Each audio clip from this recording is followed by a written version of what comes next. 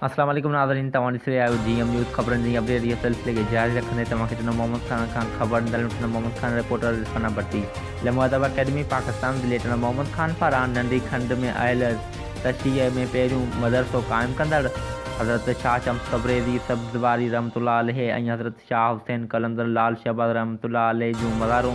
मुबारक तमीर कराईंदड़ वारिस शम्स रहमतुल्लाह व कलंदर रहमतुल्लाह हज़रत पीर सदरुद्दीन शम्सी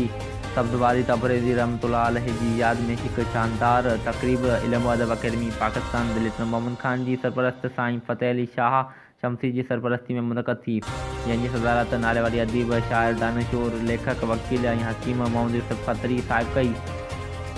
जॾहिं त ख़ासि महिमान तलार खे कही आयल शम्सी ख़ानदान जे बुज़ुर्ग इल्मी ऐं अदबी शख़्सियत ऐं लेखक साईं ग़ुलाम रसूल शाह शम्सी सब्ज़वारी तबरेज़ी साहिब हो। एज़ाज़ी महिमाननि में साईं अब्दुल गफ़ूर कुंभार साहिब, तलार खां आयल सियासी ऐं समाजी अॻवान लियाक़त अली ख्वाजा, तलार खां आयल समाजी अॻवान हसन अली लिगारी, साईं नौशाद अली भट्टी, साईं मोहम्मद जुमन जानिब सुमरो, साईं मोहम्मद उस्मान शाह, साईं ग़ुलाम मोहम्मद चलगरी, अली नवाज़ भुट्टो, फैज़ मोहम्मद सोलंगी साहिब, अब्दुल सलाम सोतो, सैयद ज़ामिन अली शाह ऐं सैयद फराज़ अली शाह बुखारी शामिल हुआ। तक़रीब जो बाक़ाइदा आगाज़ क़ुरान मजीद तलावत सां कयो वियो, जंहिंजी सआदत साईं उस्मान शाह हासिल आहे, जॾहिं त नहर शरीफ़ जो शरफ़ उस्ताद मोहम्मद अमीन कमराणी हासिल कयो। तलहार खां आयल क़सीदा ख़वाननि सैयद अली रज़ा शाह, सैयद आबिद अली शाह शम्सी, उस्ताद तैमूर अली ऐं उस्ताद शौकत अली मंगरहार अलबत अलैहिस्सलाम जी शान में क़सीदा पेश कया। इल्मु अदब अकेडमी पाकिस्तान जे लेटन मोहम्मद ख़ान जी सदर साईं अब्दुल गफ़ूर कुंभार साहिब सभिनी आयल मुअज़्ज़ज़ महिमाननि जा थोरा मञींदे आजाणो पेश कयो, जॾहिं त ईमान फ़ातिमा कच्छी ऐं सैयद शाह हुसैन शम्सी बैत ॿुधाया। नाले वारी रागी उस्ताद ख़ुदा बख़्श कच्छी वाई पेश कई, जॾहिं त उस्ताद वसीम हैदरी ऐं उस्ताद मोहसिन मंगरहार शम्सी बुज़ुर्गनि जा गुनान पेश करे दाद हासिल कयो। सदर मजलिस ख़ासि महिमान ऐं एज़ाज़ी महिमाननि हज़रत पीर सदरुद्दीन